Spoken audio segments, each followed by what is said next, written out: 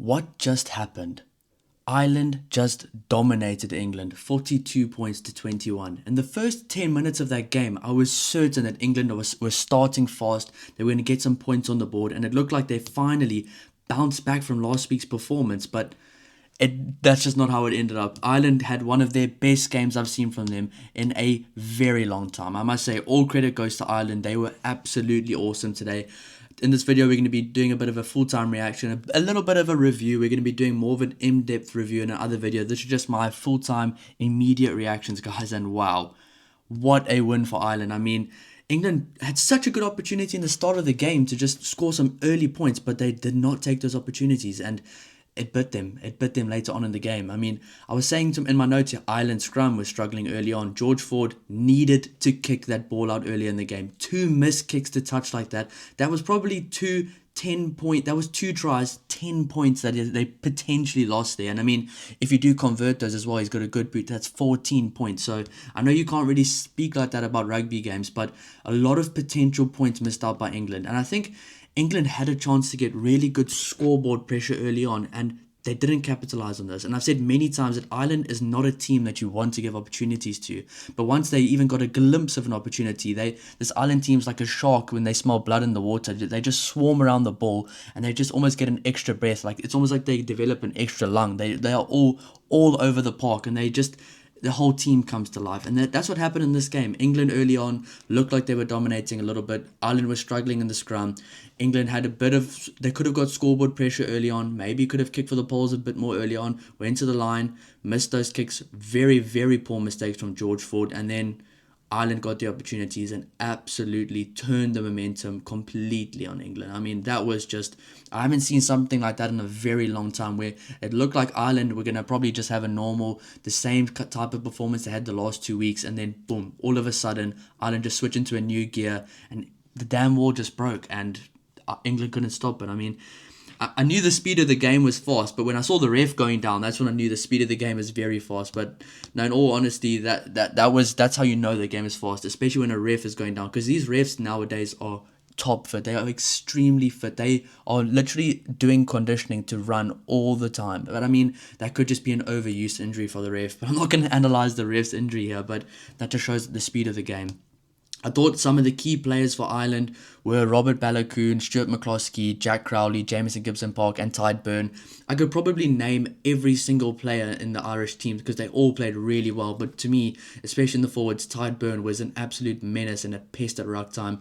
That I've been saying for weeks now, he is the best forward in this Ireland pack, and he is the most important forward. And I think he just had a really good performance today. But then you have a guy like Jamison Gibson-Park that plays the way he did, well-deserved man of the match. You're not going to stop Ireland when he's playing like that.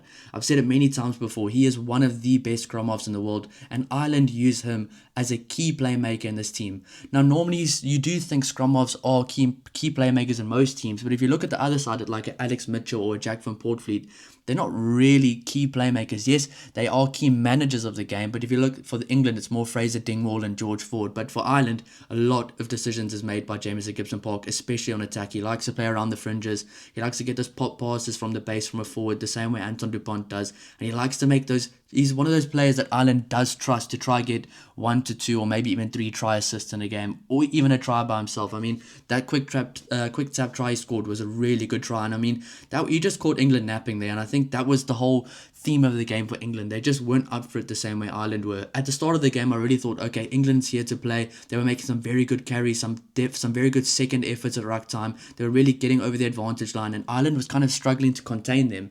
But then after they didn't convert those first 2 opportunities, Ireland just completely made the game theirs. They took the game away from England very quickly, and it was actually shocking how quickly it did happen. I mean, England players were dropping like flies. I mean, that also doesn't help the momentum swing in Ireland's direction. But the first half and the damn wall broke already in Ireland's direction, and England could not stop it. So I was really shocked about that, because especially for this England team, they've been quite a stubborn team to break down in recent games. Obviously not against Scotland last week, but before that, the other games throughout the season, I'm not talking about Wales, but like the All Blacks and other games that they've obviously won, they're a very difficult team to break down, and they last more to the 70th minute than other teams. But in the last 2 games, it's been very uncharacteristic from this England team, because they've just been broken through and broken down quite easily. I don't know if that's a mental shift shift within the team, a conditioning shift. I'm not sure. Are some of their older players maybe showing signs of age, or do they just need more opportunities and just they will figure it out? Because for this Ireland team, a lot of people over the last few weeks were saying, oh, this Ireland team, maybe the age is catching up to them. But if you saw the team they put out this week, it was a lot of those guys that they were saying maybe they're a bit old now, but a lot of them pitched up and played really well. I mean, Tide Furlong was a menace, especially on the attacking breakdown. The scrums were okay, but he was a lot better today. Josh van der Fleer was really good, ran an exceptional line, really made up for his lack of performance against France. So Ireland giving these guys more of an opportunity to play. Today it all clicked for them and it really paid off. I mean, 42 points against England at Twickenham is big. And I think the commentator said that was one of the biggest scores they've ever put on England at Twickenham, if not the biggest, the amount of points. So that's very, very worrying for England right now. But I mean, some of the Ireland players that stood out for me were Byrne, Crowley, McCloskey, Gibson Park, and Balogun. I mean, Balogun has come into this team and just completely changed the way that people perceive him. I mean, a few weeks ago, you'd see him in the team and be like, yeah, he's good, but we're just waiting for some of the other guys to come back. But he works so well off of his wing to almost add an extra layer of attack, almost as an extra player. And I think one thing Ireland did very well today was every single player in their team ran with intent. This is something I saw that I didn't see in previous weeks where, for instance, a dummy line, or in some people's words, a ghost line. For instance, if you are playing a ball out the back, the guy that's running the dummy line in the previous weeks would be a bit more nonchalant. He wouldn't really be running with intent. But today, every single player in the Ireland team was running as if they were going to get the ball, and England did not know where the ball was going. That's why the Crowley loops were working so well. That's why Robert Balogun working his way into the back line. He got a few line breaks as well. That's why you saw the Josh van der Fleer line break. That's why you saw the Stuart McCloskey massive line break as well. Because of lines like that, they consistently ran well. And I just thought this Ireland team today completely clicked, and it was really good to see. I will say I was also quite impressed with Ollie Lawrence on England's side. He had a very good game. It's unfortunate for him that he was one of the guys that was really trying to put his hand up and play well, but the other guys just didn't pitch up. I mean, for me, some of the guys that really didn't pitch up for England today, I thought Maury Itoje was bang average, especially for his 100th cap. He's one of those guys that should be a key momentum stopper in moments like that. I thought Luke Cowan-Dickie also wasn't that good today. And players like that, they need to be guys that can step up in the big moments when the momentum's against them and just completely stop it right there. But it didn't even look like they tried. Of course they did try, but it just didn't work out for them today. I thought Henry Pollock was actually quite good. I mean, I know a lot of people don't like him, but he honestly, in my opinion, had quite a good game. He had quite a good work rate. He was a good ball carrier, and I think he does deserve another start going forward. Other players for me that didn't really stand out too much today. George Ford struggled again today. I don't know if he's maybe in a position to get dropped for a Finn Smith to come in, just to maybe see some more options. I'm not saying it's crisis mode for England right now because they've won 14 or 13 games in a row before this, but maybe it's time to try change things up. I think one thing I did really realize today from the England team is they don't really try change things up when it doesn't go their way. Like for like Ireland and France and South Africa, like the best teams in the world, when things aren't going their way, they completely change the way they play. They go to a fundamental game plan that they know can get them maybe on the front foot, maybe give them an opportunity to get back in the game. But England today, they just kept doing the same thing. And I will say, the one worrying thing about this England team is they are not very good in broken play on attack. It's almost as if the whole team has to know their structure. They have to play to the edge. They have to play their structure here. They have to do this and that. They have to do that. It looks like every single player has to do their role perfectly, or else it seems as if it's the end of the world. Because this England team right now just seems to be lacking. I don't know how to explain it. It's like if you think of the good All Blacks teams or the France team or this Ireland team today, turnover ball, you don't really know what's going on right now. You're just playing the scraps. You're playing in the open space. You're kind of playing with free will. That they played really well there. But in England, in the same type of scenarios, almost just don't know what to do. And it's quite scary that a team with this many good players don't really rely on their natural ability that much in those type of scenarios. So it was just quite weird to me. But that's why Marcus Smith did make a good impact. Obviously, he got caught by Stuart McCloskey, but when he did come on, he tried to do more of those unpredictable things. I think that's the right word, is England are very predictable sometimes, especially when they are on the back foot and they don't have that front foot ball. Obviously, when they are on the front foot ball, they play a lot better rugby, but we've only really seen that against Wales so far. So I think there's a bit of a worry there from England. They need to be a bit better at playing what's in front of them instead of really playing exactly to their structure every time. I think they maybe are getting carried away with just playing the same thing over and over and not showing any variability, not changing things up. So that's just one area I did see from England, and it looked quite easy to defend for Ireland at times. Obviously, when Ireland was really tired, England made a bit of a comeback, and at the end of the game, England did play a bit better with a bit more desperation, where they didn't play with any desperation at all through the first half of the game. And the second half, when they did show a bit more desperation, a bit more willingness to try new things out, it did work for them, but obviously it was way too little too late. So that's a worrying sign for this England team. But I mean, yeah, so some big losers for England today: Luke Cowan-Dickie, George Ford and Freddie Stewart. Probably three guys that maybe could lose their position next week the next game in 2 weeks time against Italy. I'm not sure they will. I don't think it's the best thing to probably take them out the team, because they all do add value. But maybe it might be time to start a guy like Marcus Smith, or bring in a guy like Furbank, who's a very good player and who's been playing well there as well, who knows like a guy like Tommy Freeman. They might have to make some selection changes, because yes, they had a very good game against Wales and every single England fan was very happy and England looked like the team to beat. And I was even saying to myself, ooh, the South Africa versus England game this year is going to be absolutely awesome. But now it just looks like a completely different story. The players, I'm not sure who's even their best players. I'm not sure if the players that they are relying on so much right now are even their best players right now. So I think England in their camp over the next 2 weeks have a lot to figure out. I have no doubt that they will bounce back, though. This is a very good England squad. Not even just as a team, as a squad, it's a very good squad. Maybe it's time to give a guy like a Ben Spencer a start, or a Finn Smith a start. Just maybe try things up like that. I thought Ollie Lawrence today added a lot, and if you can do more changes like that, it could really benefit this England team going forward.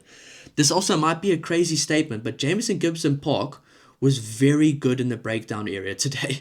He was like a nuisance for England the whole day. And I thought on both sides of the ball, Jamison Gibson-Park was absolutely phenomenal. And I really think England's ill discipline in their own red zone was shocking today. It was shocking. They gave away so many easy penalties, so many easy yellow cards. I don't know how they can fix that. Obviously, it does come when Ireland pile the pressure on them, and it's very difficult to stop. But that's where you'd expect the big-time players, the Maury Itojis, the Ellis Genge, or the Ollie Chessums, those types of players, the Ben Earls, the Tom Currys, to really just put their foot down and try to stop this and sometimes get it right. But from five out of 5 times, England couldn't get it right. We said it last week, and Ireland were very good in patches against Italy and France, but only in patches. Today they put down 80-minute performances where those good patches and good phases of play, they had it for a whole game, and they looked extremely dangerous. And I think Ireland fans should be very happy with how this Ireland team played today. But now, this Ireland team has set the standard for how they can play and how they should play. So now, every single Ireland fan and every single neutral needs to hold them to the standard. So I will be doing a player ratings later for Ireland and for England. There's going to be some very low ratings for England. There's going to be some very high ratings for Ireland. But I can't wait for it, guys. If you do enjoy the content, please don't forget to like and subscribe. We're not done yet. We're going to go through some of the individual stats as well. And as for England, they need to go back to the drawing board, because the past 2 weeks they have been basically beaten by both Scotland and Ireland. They've been easily beaten by them, like properly beaten, not just, or they actually had a chance. They were properly beaten by Scotland and Ireland over the last 2 weeks. And if they keep playing this way, they probably will lose to Italy and definitely lose to France. So they've got a lot to work on right now. But if we go through some of the good individual performances in this game, Jack Crowley scored 17 points. There were some guys from England that did try, and you could tell they were trying. I mean, Ben Earl made 20 carries. He's always a guy that's always going to put his hand up and try to play his best for his country. Stuart McCloskey, again, the top ball carrier for Ireland. This guy's been an absolute machine this year. 15 ball carries for him. 14 ball carries for George Ford. 14. That's not like him. And I'm sorry, if you look at that and say, oh, that's a positive stat from George Ford, it's not. Because George Ford is not that type of player. That's very uncharacteristic from him. He was also held up. And George Ford's the type of player that normally doesn't put himself in positions to be held up like that or to be caught out like that. He's normally a very good distributor.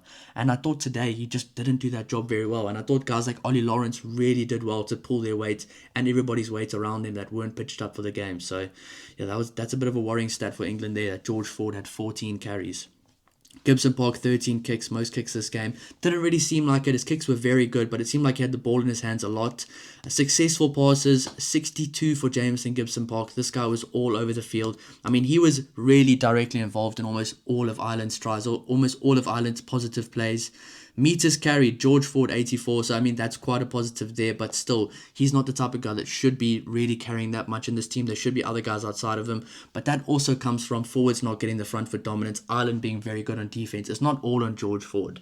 Marcus Smith, 65 meters carried. I honestly thought Marcus Smith had quite a good impact when he came on. I do expect him to probably start in the next game against Italy.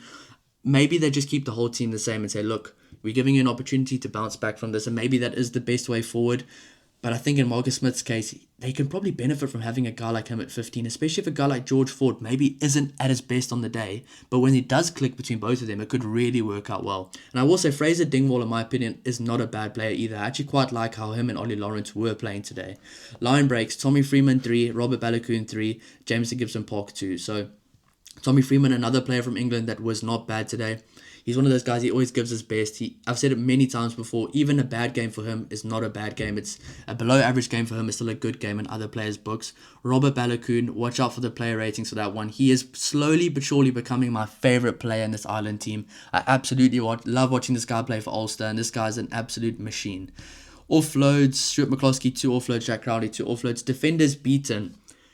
Ollie Lawrence, 6 defenders beaten. This guy was really busy today, and I do feel bad for him. I mean, Henry Pollock as well, 4 defenders beaten. Stuart McCloskey, again on the stat sheet, 4 defenders beaten. So those three all three of those players had a good game. I think Henry Pollock was probably the standout loose forward today, alongside Ben Earl. I don't think any of the other forwards in England's pack really pitched up today, in my opinion. I think all of them were they just seemed like they weren't there, that didn't play with intent or physicality, or didn't play the way that people know they can play. I thought Alex Coles was better than Mario Itoje today as well. So look out for that going forward. I don't know what's going to happen with selection for England. And last but not least, Caelan Doris, 20 tackles. Tide Burn, 17 tackles. Jack Crowley, 16 tackles. He got ran over a few times by Ollie Lawrence, but he was not scared to get stuck in. And that's a very positive sign for the number 10 jersey for Ireland. Tackles missed, 5 by Jack Crowley, which also is not a positive sign. But I think looking at how those tackles were made and how they were missed, he did try tackle with a bit more intent than the likes of a Sam Prendergast in the weeks prior. And I think Jack Crowley did impact the game in a lot more ways. So overall, a very positive performance from him. Ollie Chesham, 4 tackles missed. Very worrying stat for England there. You can't be having your locks missing 4 tackles, but that also is a bit of a testament to how Ireland attacked today. They were really good at giving those little pop passes, the plus, the minus passes, especially in the forwards. I think Caelan Doris, Tide Burn, Josh Van der Fleer, and those guys are really good with those little subtle passes. Joe McCarthy as well, and they did that really well today. Tackles completed, Caelan Doris 18. Dominant tackles, Robert Balogun, the most of anyone. 4 dominant tackles. So Robert Balogun was everywhere today, and I thought the man of the match could have either been Gibson Park, Balogun, or Stuart McCloskey. They were absolutely everywhere. Turnovers won as well, Robert Balogun. I mean, this guy has to be in the team going forward. He was absolutely awesome today. So guys, that is my little full-time reaction to this game. 42 points to Ireland, 21 points to England. Very disappointing defeat for England. Very positive win for Ireland. They absolutely clicked today. They looked like a completely different team. And if Ireland can play this way going forward, it's going to be very exciting to watch how they do it in the upcoming games. But guys, if you do enjoy the content, please don't forget to like and subscribe. If you do agree with anything, let me know in the comments. If you do disagree and want to talk about it in the comments as well, feel free to comment. Everybody's welcome. We'll see you in the next one. Cheers.